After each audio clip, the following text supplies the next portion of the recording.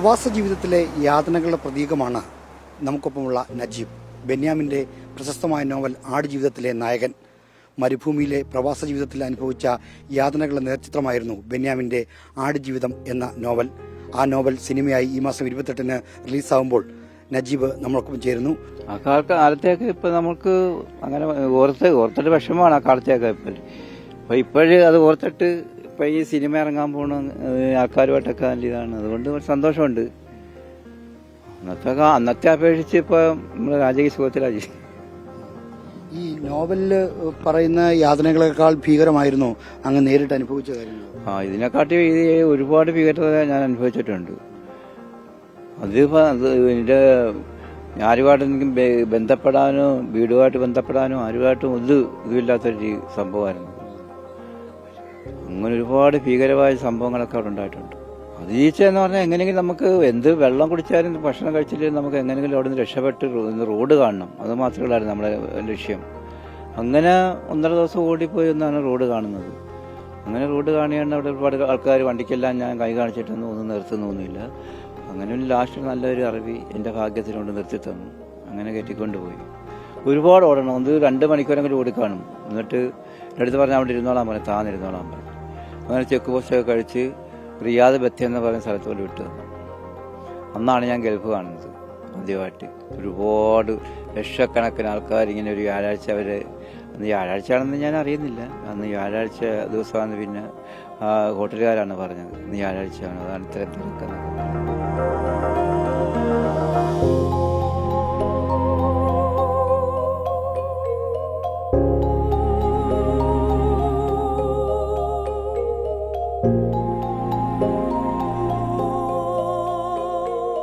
അത് കുറച്ച് ദിവസം കഴിഞ്ഞപ്പോൾ ദിവസം ഏതാണെന്നൊക്കെ നമ്മുടെ വിട്ടുപോയി.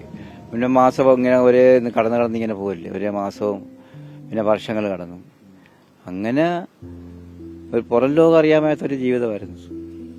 അതിനുശേഷം പിന്നെ ഗൾഫിലേക്ക് പോയിട്ടുണ്ട്. അതിനുശേഷം പിന്നെ നമ്മുടെ അന്ന് 5 സെന്റ് സ്ഥലം വിറ്റൊക്കെയാണ് ഞാൻ പോയത്. അപ്പോൾ എനിക്ക് പിന്നെ വീടൊന്നുമില്ല. പിന്നെ 5 കൊല്ലം ഇവിടെ നിന്ന് ഇവിടുത്തെ പണിയൊക്കെ ചെയ്ത് ഞാൻ ജീവിച്ചു പോകുമായിരുന്നു. അങ്ങനെ അതിനകത്തൊരു പിന്നെ ഇവിടെ വന്ന് 5 വർഷം നിന്നപ്പോൾ ഒരു കുട്ടിയും കൂടെ ആയി. അങ്ങനെ പിന്നെ നമ്മൾക്ക് എന്നും നമ്മുടെ ജ്യേഷ്ഠന്മാരുടെ കൂടെ ഒന്നും താമസിക്കാൻ പറ്റത്തില്ലല്ലോ. അതുകൊണ്ട് എവിടെയൊക്കെ 5 സെന്റ് സ്ഥലം മേടിച്ചൊരു വീട് വെക്കണമെന്നൊക്കെ ഉള്ള ധാരണയിലാണ്. പിന്നെ രണ്ടാമത് എൻ്റെ ഭാര്യയുടെ ആങ്ങളെ ഇതുപോലെ ബഹ്റൈനെ കൊണ്ടുപോകുന്നത്. അങ്ങനെയാണ് അവിടെ വെച്ചാണ് ഈ കഥ എഴുതുന്നതും ബെന്യാമിനെ ബെന്യാമിന്റെ കഥ പറയുന്നത്. ബെന്യാമിനെ കുറിച്ച് ഈ കഥ പറയാൻ കാരണമെന്ന് പറഞ്ഞാൽ എൻ്റെ അളിയനെ അവിടെ കൊണ്ടുപോയി അളിയനൊരു ചെറിയ സ്റ്റുഡിയോ നടത്തുവാണ്. ആ സ്റ്റുഡിയോയിൽ ഈ സുനിൽ മാവേലിക്കരയുള്ള സുനിലേട്ടൻ അളിയൻ്റെ കൂട്ടുകാരനാണ് സുനിൽ എന്ന് പറയുന്ന ആൾ. അയാളുടെ കടയിൽ വരും. അങ്ങനെ ഒരു ദിവസം ഞാൻ അവിടെ ഇങ്ങനെ നിന്നപ്പോൾ അളിയൻ്റെ അടുത്ത് വരുമ്പോൾ നമുക്ക് കടയിലോട്ട് പോകാമെന്ന് പോലെ അങ്ങനെ പോയപ്പോൾ ഈ സുനിലേട്ടൻ അവിടെ കടയിലുണ്ടായിരുന്നു. അപ്പോഴ് ഞാനും സുനിലേട്ടൻ്റെ അടുത്ത് ഒരു ജോലിയുടെ കാര്യത്തെ പറ്റി ചോദിച്ചു. സുനിലേട്ടൻ ഞാനിപ്പോൾ നാട്ടിൽ നിന്ന് വന്നാണ്, എനിക്ക് എവിടെയെങ്കിലും ഒരു ജോലി എത്തിച്ചു തരാൻ പറഞ്ഞു. അങ്ങനെ അന്നേരം പറഞ്ഞ് എൻ്റെ ഒരു ജോലി ഉണ്ട്, അത് പക്ഷേ ഞാൻ ചെയ്യത്തില്ലെന്ന് പറഞ്ഞു. അങ്ങനെ അന്നേരം ഞാൻ പറഞ്ഞു ഞാൻ ചെയ്ത പോലുള്ള ജോലി ലോകത്താരും ചെയ്ത് കാണത്തില്ലെന്ന് പറഞ്ഞു. അങ്ങനെയാണ് ഈ കഥയിലേക്ക്. അന്നേരം ഞാൻ എൻ്റെ അവിടുത്തെ സംഭവങ്ങൾ പറഞ്ഞു കൊടുക്കാൻ തുടങ്ങി. അപ്പോൾ അയാൾക്ക് അങ്ങ് ഭയങ്കര വിഷമമായി, നല്ല അങ്ങ് കരയുന്ന പോലെയൊക്കെ ഉണ്ടായി.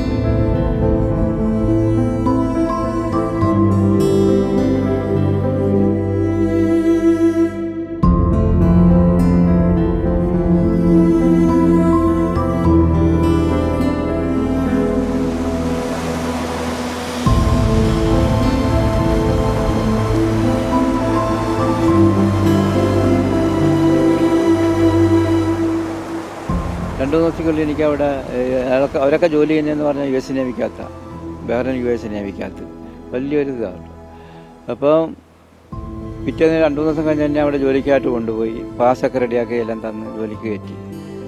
അന്നേരം സുല്യാട്ടിൻ്റെ കൂട്ടുകാരനാണ് ബെന്യാമിനും അവിടെ തന്നെ US നേവിക്കകത്ത ജോലി ചെയ്യുന്നത്. അങ്ങനെ ഒരു പ്രവാസിയുടെ കഥ എഴുതാനായിട്ട് കാത്തു കിടക്കുകയാണ് ബെന്യാമിൻ സാർ. അങ്ങനെയാണ് പിന്നെ പിറ്റേന്ന് പോലെ എൻ്റെ കൂടെ ഒന്ന് പരിചയമെല്ലാം പെട്ട് പിന്നെല്ലാം പരിചയപ്പെട്ട് പിന്നെ ഈ കഥ ഒരേ നീ ചോദിച്ചു 7-8 മാസത്തോളം ഇങ്ങനെ എൻ്റെ പുറകെ നടന്നാണ് ഈ കഥ എഴുതുന്നത്. പിന്നെ ഈ കഥ എഴുതി നോവൽ ആയി. പിന്നെ അന്നാണ് ഞാൻ കഥ ഇങ്ങനെ പറഞ്ഞു കൊടുക്കുമ്പോഴും നോവലൊക്കെ ഇറങ്ങുമെന്ന് നമുക്ക് പ്രതീക്ഷയില്ലായിരുന്നു. പിന്നെ നോവൽ ഇറങ്ങിയപ്പോൾ ആദ്യ ഫസ്റ്റ് ബുക്ക് പ്രകാശനം ചെയ്തപ്പോൾ അതെനിക്കാണ് തരുന്നത് അവിടെ വെച്ച് പരിപാടി സ്ഥലത്ത് വെച്ച്. അങ്ങനെ അത് വായിച്ചപ്പോഴൊക്കെ എനിക്ക് ഭയങ്കര സങ്കടമായിപ്പോയി. പിന്നെ ഞാൻ ഇത്രയും പ്രതീക്ഷിച്ചില്ല ഇതിങ്ങനെയൊക്കെ ഇങ്ങനെ എഴുതുമെന്നും. ഇതൊക്കെ ഇങ്ങനെ വരുമെന്നൊന്നും ഞാൻ പ്രതീക്ഷിച്ചില്ല. ഈ യഥാർത്ഥ ജീവിതം നോവൽ തന്നെ വന്നുല്ലേ? വന്നു. ഈ സിനിമ ഇറങ്ങുമ്പോഴും എങ്ങനെയാ പ്രതീക്ഷ? സിനിമ ഇറങ്ങുമ്പോൾ നല്ല പ്രതീക്ഷയാണ്. കാരണം എന്ന് പറഞ്ഞാൽ ഈ സിനിമ വിജയിക്കുമെന്നാണ് എൻ്റെ പ്രതീക്ഷ. കാരണം എന്ന് പറഞ്ഞാൽ ആദ്യത്തെ രംഗം തന്നെ കണ്ടപ്പോൾ തന്നെ ഞാൻ അവിടെ അനുഭവിച്ച അതേ രീതിയിലുള്ള രംഗമാണ് കാണിച്ചത്. അപ്പോൾ ഈ സിനിമയൊക്കെ ഇറങ്ങുമ്പോൾ സന്തോഷകരമായ അനുഭവം? സന്തോഷകരമായിട്ട് പിന്നെ ഞാനന്ന് അവിടെ ഈ 2 വർഷം ഞാൻ അനുഭവിച്ചെങ്കിലും ഇന്ന് ഞാനിപ്പോൾ ഈ സിനിമ ഇറങ്ങുന്നതോട് ഞാൻ വലിയ ഇതായിട്ടുണ്ട്. കാരണം എന്ന് പറഞ്ഞാൽ ഈ ഞാൻ അന്ന് അവിടെ അനുഭവിച്ച കാര്യം ഒരു വലിയൊരു നടനിലൂടെ ലോകം മൊത്തം അറിയാൻ പോവുകയാണ്. അതുകൊണ്ട് വളരെ സന്തോഷമുണ്ട്.